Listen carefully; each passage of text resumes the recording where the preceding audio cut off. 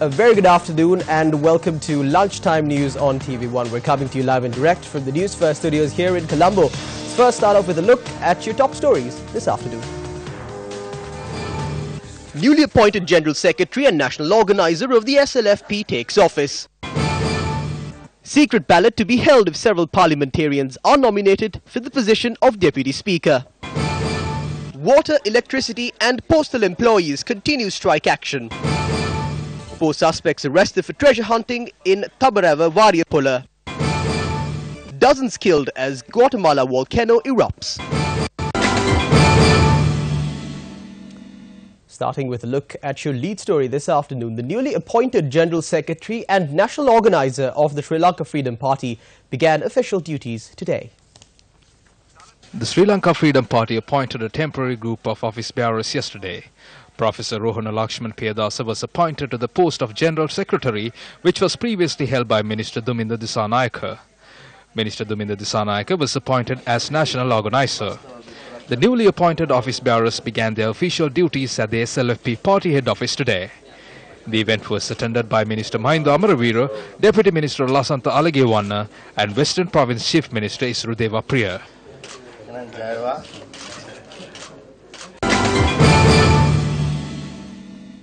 4 suspects, including the chairman of the Lidula Talawakale Urban Council, will be produced before the Nuwara Eliya Magistrates Court today.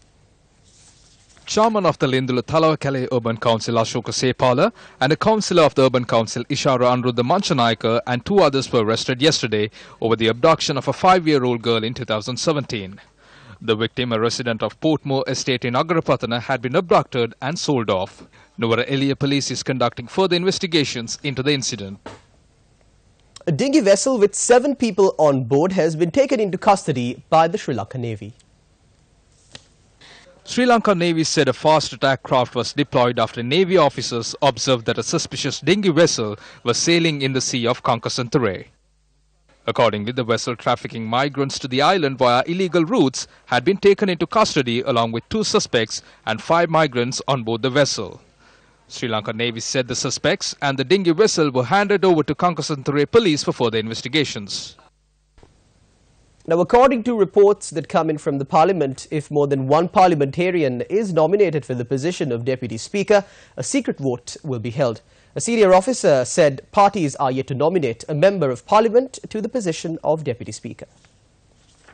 A new Deputy Speaker is set to be appointed tomorrow after former Deputy Speaker MP Thilanga Sumathipala resigned from the post. MP Thilanga Sumathipala was among the 16 Members of Parliament who defected from the government after voting in favour of the motion of no confidence against Prime Minister Ranil Wickremesinghe. Secretary General of Parliament Neil Iddavello said the resignation of former Deputy Speaker Thilanga Sumathipala will be officially informed to Parliament tomorrow. The first hearing of the Presidential Commission appointed to look into irregularities at Sri Lankan Airlines, Mihin Lanka and Sri Lankan Catering began this morning. Secretary to the Commission, Arya Dasakure, said the company registrar and an officer have been summoned to provide evidence at 10 this morning. More than 44 public complaints have been lodged with regard to the alleged irregularities carried out at Sri Lankan Airlines, Mihin Lanka and Sri Lankan Catering Services. According to the Secretary, Arya Dasakure, 2 teams have also been appointed to conduct an investigation into the complaints, while reports are to be compiled following the investigation. President Maithripala Sirisena appointed the commission on the 14th of February to look into the alleged irregularities. Retired Supreme Court Judge Anil Gunaratna has been appointed as the chairman of the commission, while the other members include Court of Appeal Judge E.A.G.R. Amarasekara, retired Supreme Court Judge P.S.N. Ranasinghe, retired Auditor General M.D.A. Harrell, and Director General of the Sri Lanka Accounting and Auditing Standards Monitoring Board, W.J.K. Giganage. In a look at your weather advisory, the Met Department states that windy conditions are expected to strengthen over the island and in the sea areas around the island during the next few days. According to the department, prevailing showery and cloudy conditions in the southwestern part will continue further. Showers or thunder showers will occur at times in the western, southern, Sabragamur, central and northwestern provinces. Fairly heavy falls of above 75 millimeters can be expected at some places, particularly in the Sabragamur and central provinces. Showers or thunder showers may occur at a few places in the Ampara and Badula districts after 2 p.m. Fairly strong gusty winds of up to 50 kilometers per hour can be expected over the southern province and Munaragala, Matare, Nuwara Elia and Polonnaruwa districts. The 4 suspects have been arrested on suspicion of treasure hunting in Tabarava, Variapula. The arrested suspects had attempted to mine for treasure at the Galvava Purana Viharasthana. The suspects had arrived at the temple in a van and a 3-wheeler at 5 last evening.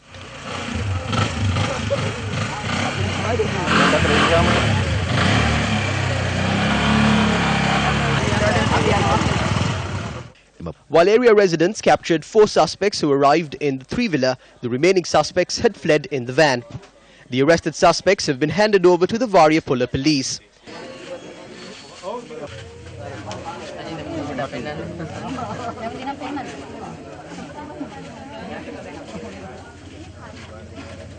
They are due to be produced before the Variapula Magistrates Court today. A few days ago, 2 more suspects were arrested for attempting to mine for treasure at the same temple. Also, a suspect in possession of a stock of foreign liquor has been arrested in Kalamanthia, Hungama. The Ambalantota Special Task Force arrested the suspect during a raid conducted at a restaurant last night. 89 bottles of liquor were seized during the raid. The manager of the restaurant was arrested and is due to be produced before the Angunukola Palace Magistrates Court today.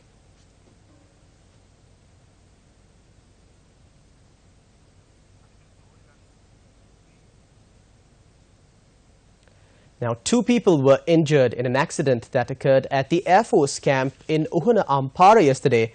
This report was filed by Newsfirst.lk reporter Saman Chandrathilaka. A private bus had collided with a 3-wheeler while attempting to overtake the vehicle. 2 people travelling in the 3-wheeler were injured and admitted to the Ampara base hospital.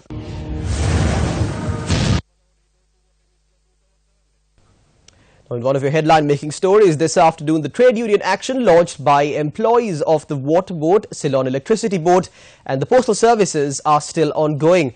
The Postal and Telecommunications Officers Union launched a trade union action last midnight, citing several demands, including the failure to permanently place postmasters.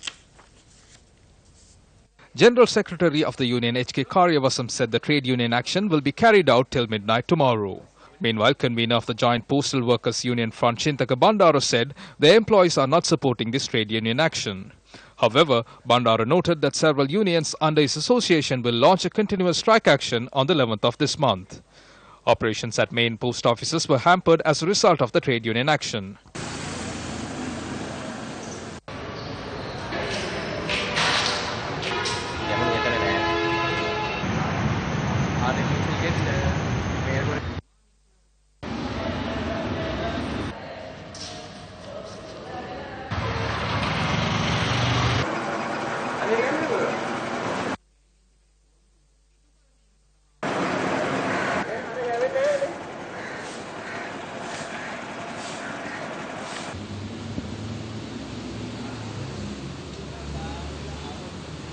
Minister of Post, Postal Services and Muslim Religious Affairs, Abdul Halim, said solutions will be provided to the demands of the employees within the coming weeks. Meanwhile, the Water Supply Joint Trade Union Alliance said the supply of water to several areas of the island has been hampered as a result of the trade union action launched by its employees. The trade union action has been launched over several issues, including discrepancies in the salary. Convener of the Alliance, Upali Ratnaik, said maintenance activities at many areas were not carried out after the strike action was intensified. When News First inquired with the Ministry of City Planning and Water Supply, its Secretary MP Apuvarachi said the 20% salary increment has been provided in effect since the beginning of January this year. He further noted the ministry is not in a position to provide a 25% salary increment. Meanwhile, the Ceylon Electricity Board Engineers Union says they will further strengthen the work to rule trade union action over the failure of authorities to implement a long-term power generation plan. Chairman of the union, Soumya Kumaravadu, said the final decision will be made tomorrow at the union's executive meeting. Newly appointed officials of the Sri Lanka Freedom Party spoke to journalists following the assumption of their duties today. What we hope out of this temporary board is to help us overcome this complex situation. There are various communities, there are people overseas who have gone away from the party. There are people with opposing views, there are intellectuals, professionals and various civil society movements who want to be a part of this dialogue. I believe that under the leadership of President Maithripala Sirisena, this reform process will be carried out in a very short time and that it will yield results. The reform process will be done from bottom to top. These people are people with political experience. They are people who work with the people. And I believe that this collaboration will allow us to travel on a good path.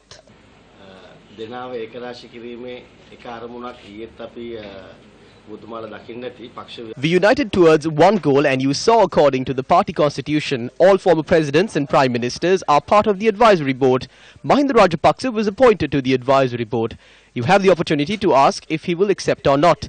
We also expect it because from our side we have opened all doors of opportunity. That's all the news we've got for you this afternoon. To follow details of these stories and more, you can log on to our website www.newsfirst.lk. I'm Charlotte Benedict for the News First TV. Your latest news update will come your way at 1:55. Good day.